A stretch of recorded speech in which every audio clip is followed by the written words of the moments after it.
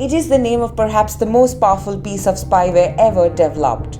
Once it has wormed its way onto your phone without you noticing, it can turn it into a 24-hour surveillance device. It can copy messages you send or receive, harvest your photos, and record your calls. It might secretly film you through your phone's camera or activate the microphone to record your conversations. It can potentially pinpoint where you are, where you've been, and who you've met. Pegasus is a spyware that is developed, marketed, and licensed to law enforcement and intelligence organizations of governments around the world by the Israeli company NSO Group. Terming the Pegasus project as an international conspiracy, the NSO Group said that they develop technologies that save lives, and the entire idea of Pegasus is to fight terror and crime. The spyware in general has the capability to infect billions of phones running either iOS or Android operating systems. One of the worrying aspects of the Pegasus spyware is how it has evolved from its earlier spear-phishing methods using text links or messages to zero-click attacks which do not require any action from the phone's user. This has made what it is without a doubt the most powerful spyware out there, more potent and almost impossible to detect or stop. Once a phone is infiltrated, Pegasus has more control over it than the owner.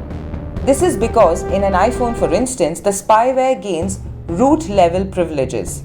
After this, it can view everything from contact lists to messages and internet browsing history and send the same to the attacker.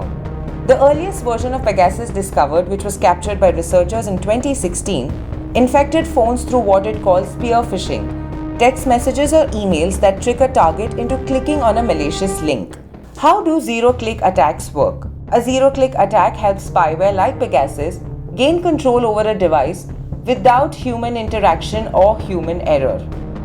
So all awareness about how to avoid a phishing attack or which links not to click are pointless if the target is the system itself.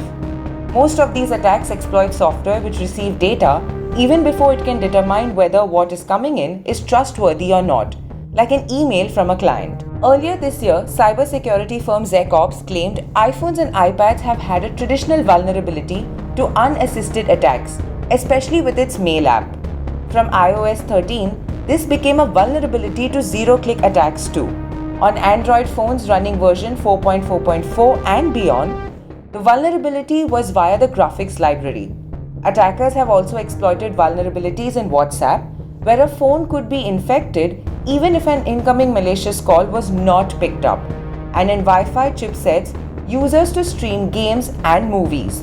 However, Amnesty claims even patched devices with the latest software have been breached. Can zero-click attacks be prevented?